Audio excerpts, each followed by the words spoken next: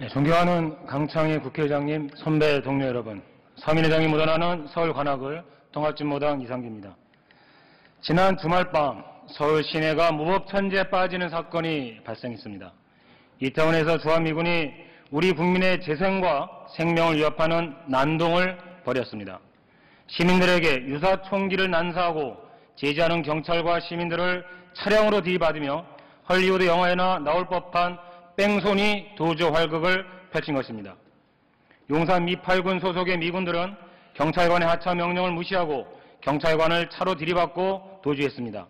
미군은 경찰의 검거망을 비웃기라도 하듯 차량을 버리고 부대로 복귀했습니다. 결국 현행범 체포는 실패했습니다. 북핵 위기 국면에서 벌어진 이번 미군 범죄를 보며 미군이 한국민을 보호하러 온 것인지 한국민에게 해를 끼치러 온 것인지 우방이자 동맹국의 모습이 이래서 되는 것인지 다시 한번 묻지 않을 수 없습니다. 결론부터 말하면 이번 사건은 주한미군이 우리 민간인에게 총을 겨눈 사건입니다. 실제 총이든 모의총이든 하사 상병 계급의 미군들이 지나가는 비무장 민간인을 상대로 총을 쐈습니다. 대한민국 국민의 안전을 위해 주둔하는 미군들이 대한민국 국민에게 총을 겨눴다. 바로 이것입니다. 미군이 총을 쏘고 있다고 신고한 시민이나 그 신고를 접수한 경찰이나 모두 가슴이 철렁했을 것입니다. 저는 대한민국 국민에게 총을 겨눈 미군들의 행위에 대해 주한미군 사령관과 오바마 대통령이 공식 사과할 것을 촉구합니다. 주한미군 사령관과 오바마 대통령이 공식 사과할 것을 촉구합니다. 미군은 시민들에게 총을 겨눈 것도 모자라 경찰관의 생명을 위협했습니다. 이들이 주한미군이 아니었다면 지금 어떤 상태에 놓여 있겠습니까? 철저한 조사와 엄정한 처벌이 뒤따라야 합니다.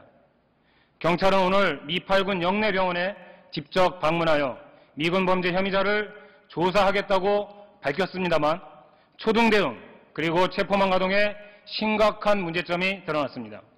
미군이 광란에 질주할 때 순찰차 긴급출동 시스템인 C3는 무용지물이었습니다.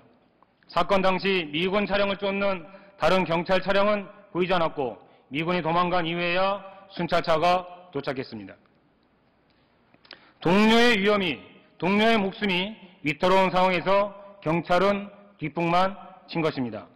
공권력이 제대로 작동 안 된 상황에서 충직한 경찰관과 시민들이 부상을 당했습니다.